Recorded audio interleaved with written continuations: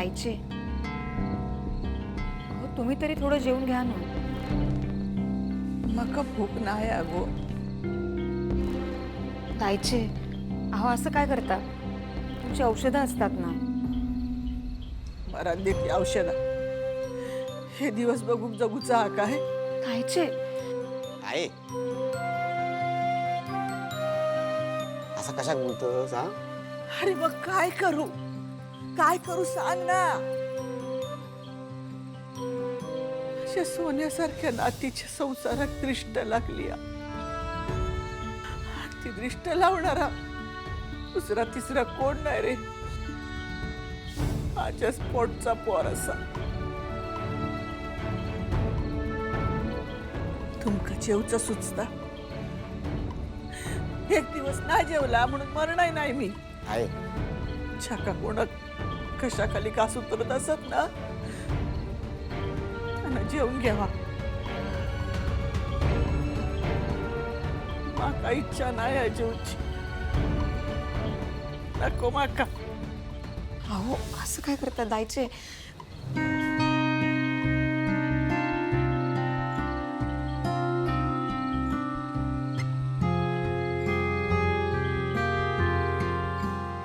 आहे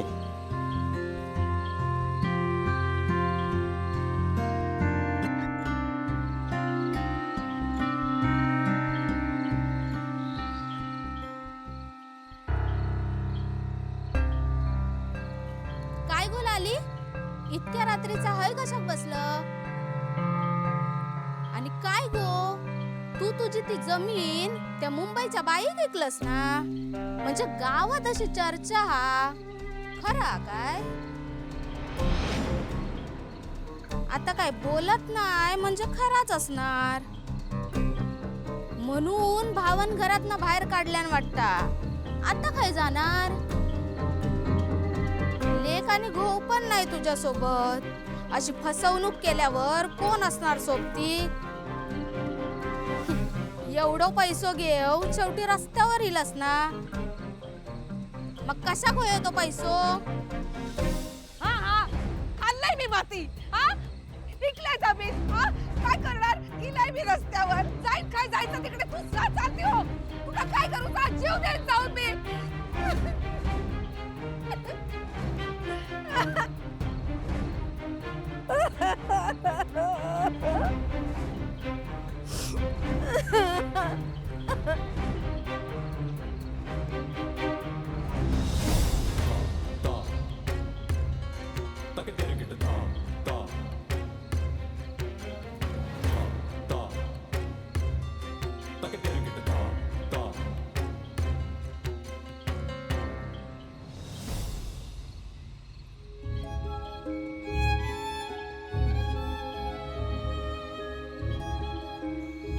लाली दादा बंधू चुकलाय मी. चुकलाय मी. त्या बाईच्या नादाक लागून सगळ्यांका फसवला मी. त्याची शिक्षा आहे माका दिली. ज्या घरात ना हवा तसा हट्ट केलाय मी. हवा तसं वागलाय त्याच घरात ना आयन माका बाहेर काढलाय. ज्या बाईन घरातल्यांका फसवल्यात त्या बाईवर गावातला कोण विश्वास ठेवणार. कोण ते का दरवाजात उभं करणार. मी मी मी या गावात नाही राहू शकत आता. आणि राहून मी चालणार नाही. मी कुठल्या तोंडात या गावात राहू आता. जातोय मी. कळता मा हा मग कशा खायसर बसलस. जायचं ना त्याच बाईच्या घरात. तिने पण तुका उभा केला नाही ना. आणि करणार पण नाही. कारण आता तिची गरज संपली.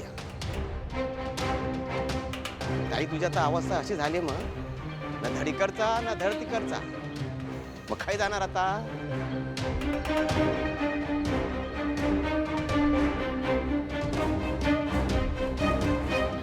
दादा दादा तू काळजी नको करू. मी जाईन वाट फुटांना तिकडे निघून जाईन. पण तुमका तोंड नाही दाखवणार. नाही दाखवणार. काय होणार माझा त्रास तुमका? आता हात जोडून काय होणार आहे लाली? व्हायचा होता तो झालाच ना. आणि आई काय चुकीचं बोलली ग? तुझ्या वागण्यामुळे सगळ्यांकाच मनस्ताप झाला. माझं सगळ्यांसमोर अपमान झालो ते एक वेळ विसरीन मी. पण आपला कोटांचा घर दुभंगला गेला. जो विश्वास होतो तो मोडलो गेलो. माझ्या एक संद घराच्या भिंतीची एक वीट हल्ली. आणि ती कोणामुळे? त्या बाहेरच्या बाईमुळे. त्याचा मला जास्त त्रास झाला. माका माहित आहे दादा, मी माफ करण्याच्या लायकीची नाही. मी लय चुका केल्या, पण ही चूक माफ करण्यासाठी नाही. मी ना तुका वचन देते दादा, मी इकडून त्या लांब निघून जाईल. तुमच्या सगळ्यांपासून कोणाक त्रास नाही होणार माझा, कोणाक त्रास नाही होणार. माझी सावली सुद्धा कुटुंबावर पडून देणार नाही दादा. मी निघून जाईल ना दादा. माझी एक विनंती आहे, माझ्या शिनूची काळजी घ्या. ते का कधी अंतर नको देऊन. मी जा काय केला ना त्यात यांचा आणि शिनूचा काय पण दोष नाही. आणि ते दोघं मला समजवत होते, पण मीच नाही ऐकला त्यांचा. माझ्या चुकीची शिक्षा ते का नको देवा, ते का नको देऊ. आणि हा तुझ्या बहिणीची शेवटची चूक समजून तुझ्या या नालायक बहिणी माफ करा, माफ करा.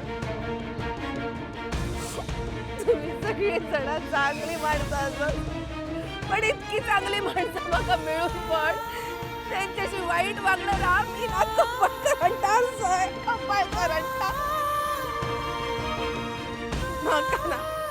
माका कुठलीच नदीचं खूप जमलेच नाही. माका ना पैसा हवा होता, पैसा हवा होता. पैसा घे घे घे, पैसा घे दादा. सोड माका शिक्षा होय. माका माहित आहे मी नालाय का. मी चुकलाय. मी तुझा अपमान केलेलो माका माहित. सोड दादा, माका ना शिक्षा होय दादा. तुका अख्खा गाव तुझं ऐकतो. तू सगळ्या गावात सांगतो जमीन विकू नका. मी तुझी बहीण असून पण दाग केलाय, जमीन विकून टाकलाय. तुका माझा राग नाही येत काय रे दादा? माका राग नाही येलो. आपण दुखावलं मात्र नक्कीच केलं. लाली, माका ठाऊक आहे तुझ्या नवऱ्याची स्वप्न पूर्ण करण्यासाठी, मुलाच्या भविष्यासाठी तुका पैशांची गरज होती. एक आई म्हणून, एक बायको म्हणून तुका असं वागणं साहजिक आहे. आणि म्हणूनच तू तुझी जमीन त्या सचदेव बाईला विकलीस. पण रघुनाथ खोताच्या बहिणीच्या मनात इतकी वर्ष असुरक्षितता कतकतत होती.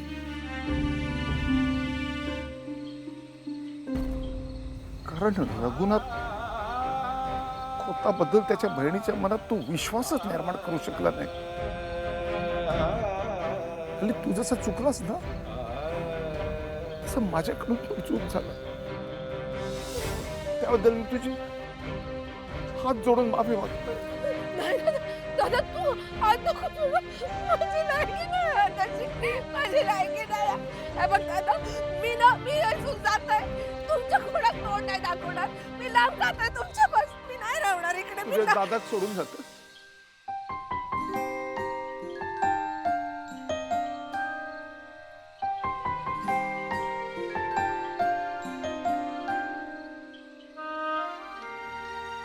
बोल ना लाली, तुझ्या दादाक सोडून जातस? दायचीन माका घरात ओलांडू नको म्हणून सांगितलं. तसं तर यापूर्वी बरेच वेळा सांगितलं. तू काय गेलास? ताई, याआधी काही चुका दादा पाठीशी घालायचो, काही चुका माझ्यावर टाकून पळून जायची. तेव्हा काय व्हायचा हं? तुझो प्रसाद माका मिळायचो. आज ओरडू खाना. दादा तू पण असाच ना सोबत. चल गो चल ताई. चल लाली, पण दादा मी असं आहे ना. हं? चल गो रडता. चल.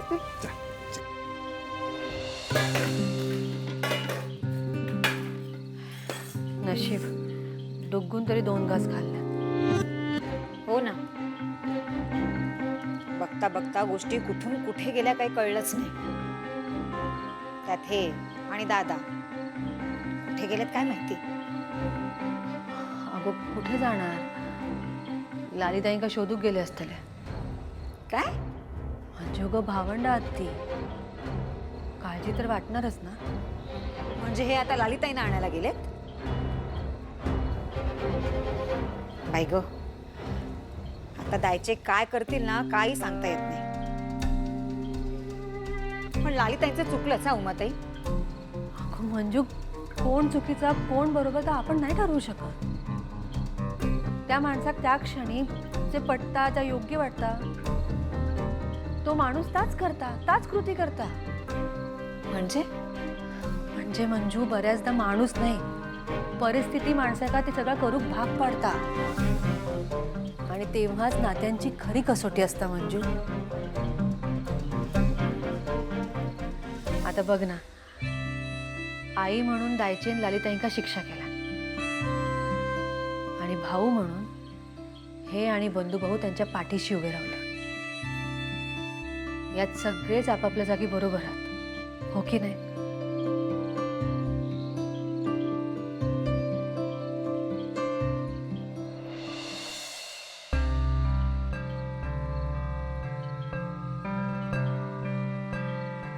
रघुनाथा, बंधू, ह्या वेळात तुम्ही बाहेरचून येलास?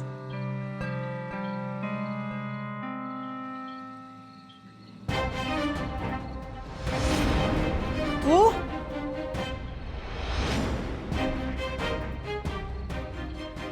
ह्या कशा केला आहे सर?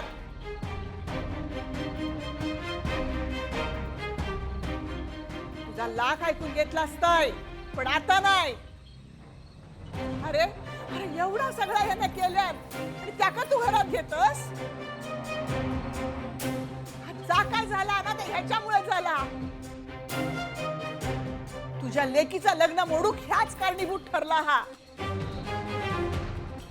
अरे एवढं सोन्यासारखं झील एवढं समजावत होतो ह्या का, पण नाही ऐकला ना त्याचा. आपलाच खरा केला ह्याना. आता एवढा सगळा शेण खाल्ल्यावर या का घरात घेऊन विचारच कसं होईल तुझ्या मनात? आई स्वतः परका परका म्हणणारा खरंच परका हा काय? अरे परको पण करणार नाही ना, असा काम ह्याना केल्यान हा. लालीनं जमीन विकल्यान हा मान्य हा. या घरावरचो लालीचो हक्क तेवढोच हा जेवढं माझो आणि बंधूचो हा. आई माका सांग, नात्यांपेक्षा जमीन जुमलो जास्त महत्वाचा हा काय? लालीनं जमीन विकला म्हणून तू त्याका शिक्षा दिलास, पण घरच्या माहेर वाशिणीक घरात सगळे लोक असताना आपण बेघर केला, हे वागणं आपलं बरोबर आहे काय? ज्याचा जसा वागणं असताना त्याका तशी शिक्षा होतलीच. हा घरातलं करतो पुरुष म्हणून तू लाली घरात ठेवू शकतस, पण मी त्याका पुन्हा माझा पार म्हणूच नाही.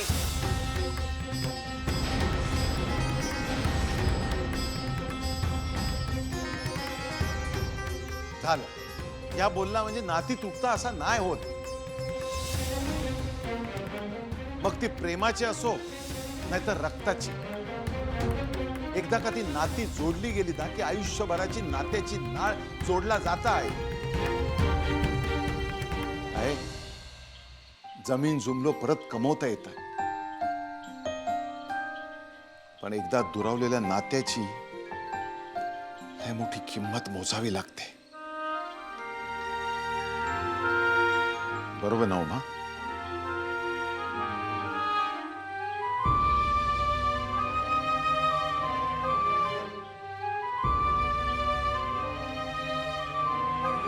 तुमच्यापैकी कोणाला लालीला परत घरात घेण्याला विरोध आहे?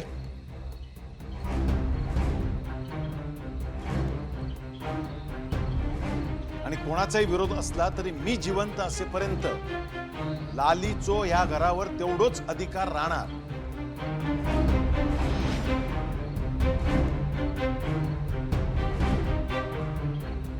विषय संपलो. झालं ते.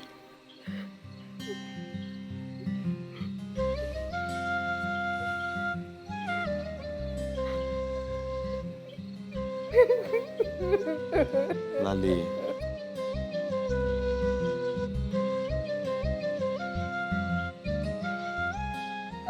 लाली, लाली, माहेर वाचतील ना, असं भरल्या घरात रडणं चांगला नाही.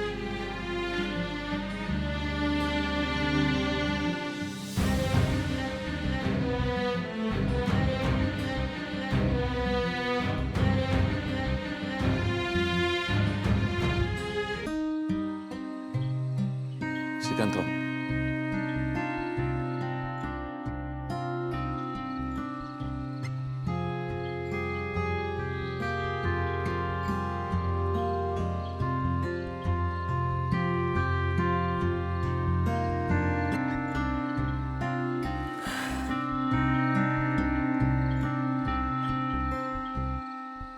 आई, राग सोडून दे ना. तुझा निर्णय तू घेऊन मोकळं झालंस मा. मग हे माझ्या रागवण्या न रागवण्याचा संबंधच काय येता हा. पण तू या विसरलंस की नीरजची आऊस आपल्या घरात कोणामुळे येली? या लालीमुळेच ना. या लालीन त्या सापाक दूध पाजल्यात, पण तो साप गरळ कोणावर वाकलो? तुझ्यावर ना. आहे तू बोलतस ना तर बराबर आहे. ती बाई दादाच्या जीवावर उठला, तिने आपल्या गोदाम जाळल्या, कुंड पाठवून स्वतःच्याच पोराला पळवल्या आणि त्याचा आळ आपल्या दादावर आणलाय. पण या सगळ्यामध्ये ताईचा काय दोष हा? या सगळा केल्यान ना त्या शिरकेने. त्या शिरकेला तर आता मी काय सोडत नाही. नाही, सगळ्या गावात त्याची धिंड काढल्यानं नावाचा बंदूक होत नाही. बंधू, माझ्या पण डोक्यात सगळ्या गोष्टी आहेत. पण आता या क्षणाला आपल्याकडे कुठलाच पुरावा नाहीये. पुरावा आहे का आपल्याकडे? मग आपण नाही सिद्ध करू शकत. आणि पुरावा असता तर निशी आणि नीरजमध्ये एवढं पराकोटीचं भांडणच झालं नसतं.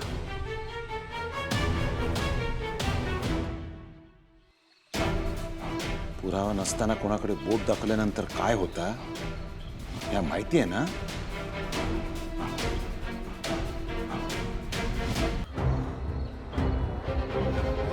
अहो, नीरजला पळवून नेणाऱ्या गुंडांका श्रीनू ओळखता?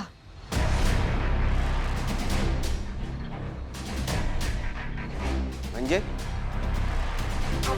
श्रीनू आणि नीरज त्या गुंडांच्या मागावर गेले होते. त्या गुंडांनीच तर शिर्केंचं नाव सांगितलंय यांका. पण उमा, आता ते महत्वाचं नाही. हा,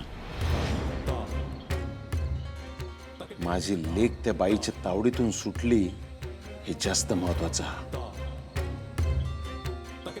आता राहिला प्रश्न त्या शिरक्याचा. त्याचा काय बंदोबस्त करायचा तो वेळ आल्यावर करूयाच.